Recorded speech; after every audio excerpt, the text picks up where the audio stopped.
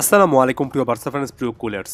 Transfer মার্কেটে একটা প্ল্যানের অংশ হিসেবে বার্সেলোনার সামনের দিনগুলোতে লেফট উইঙ্গার টার্গেট করবে, এটা বড় বড় মতো আরও একবার আলোচনা কেন্দ্রবিন্দুতে এসেছে।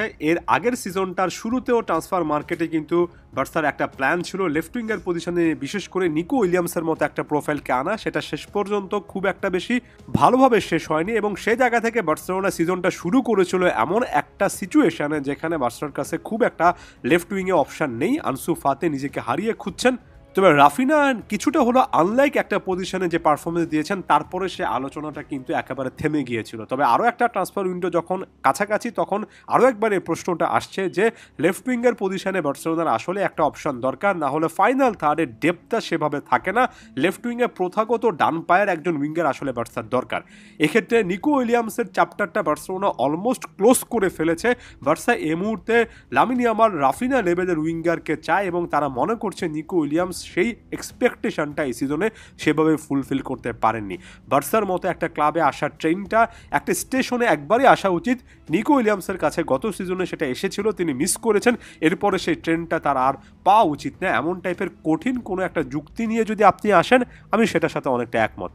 বার্সার একটা লম্বা সময় ধরে রাফায়েল লিয়াওকে কেন্দ্র করে আগ্রহ ছিল, তারপরে আগ্রহটা অনেকটুকু বেড়েছে। লুইস ডিয়াজ, যিনি কিনা নিজেও বার্সার ব্যাপারে আগ্রহী ছিলেন, এমন টাইপের ইঙ্গিত দিয়েছিলেন। তারপরে লুইস ডিয়াজ আগামী সিজনে এসে বার্সার প্রাইমে একটা টার্গেট হতে পারেন, 80-90 মিলিয়ন ইউরোর মতো একটা বিড বার্সা করতে পারে, এমন সিচুয়েশন আমরা দেখছিলাম। তবে সাম্প্রতিক সময়ে এসে যে মোমেন্টটাতে আসলে লুইস ডিয়াজ টু বার্সেলোনা এমন টাইপের রিউমার অনেক বেশি শোনা যাওয়া উচিত বলে আমি মনে করি, সে সময়টাতে এটা অনেকটাই স্তিমিত হয়ে গিয়েছে।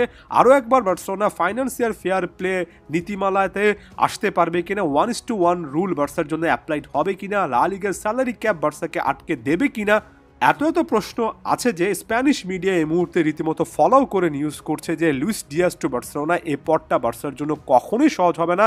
এমনকি লুইস ডিয়াজ নিজেও যদি অনেকটুকু আগ্রহ প্রকাশ করেন, ক্লাবের যে এফএফপি নীতিমালা আছে সেই নীতিমালা অনুযায়ী বার্সেলোনা আসলেই লুইস ডিয়াজকে পাবে না, বরঞ্চ বর্তমান ক্লাবের সাথে তার যে একটা চুক্তি আছে শেষ পর্যন্ত ডিয়াজ সেই চুক্তির পথটাই বেছে নেবেন। অর্থাৎ লুইস ডিয়াজ টু বার্সেলোনা এই ডিলটা একেবারে সহজ হচ্ছে না। বার্সেলোনা এই মুহূর্তে খুব একটা বেশি প্রেফারেবল পজিশনে নেই। এটা বার্সা বোর্ড স্বীকার করুক কিংবা না করুক, স্পোর্টিং ডিরেক্টর হিসেবে ডেকোর যে মুভমেন্ট সেটাতেও এটা কিন্তু স্পষ্ট হয়। কারণ সাম্প্রতিক সময়ে ডেকো নাকি মার্কাস রাশফোর্ডের এজেন্টের সাথে মিট করেছেন, সেখানে আলোচনা চলেছে এবং সব মিলে 40 মিলিয়ন পাউন্ডের এমন একটা অফার ম্যানচেস্টার ইউনাইটেড নাকি শুনতে যাবে বার্সার কাছ থেকে। অর্থাৎ বার্সা যে মুহূর্তে মার্কাস রাশফোর্ডের এজেন্টের সাথে তাদের স্পোর্টিং ডিরেক্টর ডেকোর মাধ্যমে দেখা করছেন, সে মুহূর্তে এই জিনিসটা এস্টাবলিশ হয়ে যায়। লুইস ডিয়াজের মতো আরও ফার এস্টাবলিশ একটা অপশনের দিকে বার্সা আসলে সেভাবে যেতে পারবে না।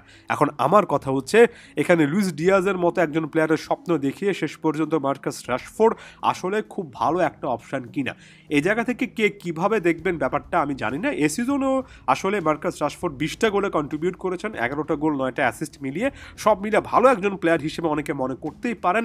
তবে আমি যদি এখানে লামিন ইয়ামাল, রাফিনা এই দুর্দান্ত ফর্মে থাকা প্লেয়ারের সাথে কম্পেয়ার করি, আমার কাছে মনে হয় না যে লেফট উইংয়ে মার্কাস রাশফোর্ডের মতো একজন প্লেয়ারকে আনাটা আসলে বার্সার জন্য বড় রকমের একটা অ্যাচিভমেন্ট হবে। আমার কাছে মনে হয় মিড লেভেলের একটা প্রোফাইল কিংবা কাইন্ড অফ মিডিওকর একটা প্রোফাইলের দিকে ডেকো যাচ্ছেন। এখানে এসে বার্সার স্পোর্টিং ডিরেক্টর হিসেবে ডেকো যে কাজগুলো করছেন সেটা এত বেশি প্রশ্নবিদ্ধ হয় যে আমি আসলে স্পোর্টিং ডিরেক্টর হিসেবে ডেকোর এখন পর্যন্ত বড় রকমের গ্রহণযোগ্যতার জায়গা খুঁজে পাই না। এবং ডেকোর সাথে যখন কম্পেয়ার করতে হয়, মাতিও অ্যালামেনি বার্সেলোনার এর আগের স্পোর্টিং ডিরেক্টর হিসেবে অ্যালামেনি যে কাজগুলো করেছেন একেবারে লিমিটেড বাজেটের মধ্যে, যদিও মাতিও অ্যালামেনিকে কেন্দ্র করে লিওনেল মেসিকে আনতে চাননি এমন টাইপের একটা রিউমার আছে, তবে মাতিও অ্যালামেনি যে কাজগুলো করেছেন সেটার প্রেক্ষিতে বলতে হয় ডেকো সেটা ধারে কাছেও কোনো কিছু করতে পারছেন না। এই মুহূর্তে বার্সার ট্রান্সফার মার্কেটে আরও ভালো একটা উপস্থিতি দরকার। এই মুহূর্তে কোনো একজন প্লেয়ার আগ্রহের প্রেক্ষিতে বার্সার ডিলগুলো আসলে সাইন করা উচিত। সে জায়গা থেকে ডেকো আসলে খুব বেশি ভালো মুভমেন্ট করছে না, যে অপশনগুলোর দিকে যাচ্ছেন সেটা আমার কাছে আপ টু দ্য মার্ক বলে মনে হচ্ছে না। রাশফোর্ডের ক্ষেত্রে একই রকমের কথা বলবো। আপনাদের কাছে প্রশ্ন ছুড়ে দেব, ওভারঅল ডেকোর এই মুভমেন্টগুলো আপনার কাছে কেমন মনে হচ্ছে? আমার কাছে তো আরও একটা ট্রান্সফার মার্কেটে এমন টাইপের কিছু সাইনিং যেটাতে আমরা খুব একটা বেশি সন্তুষ্ট হব না, এবং এই সাইনিংগুলো করতে গিয়ে ডিফেন্সে নতুন কোনো প্লেয়ার না আনা, এমন আরও একটা সিজনের পূর্বাভাস ফোরকাস্টিং আমি দেখতে পাচ্ছি। আদিওস ভিস্কা এল বার্সা।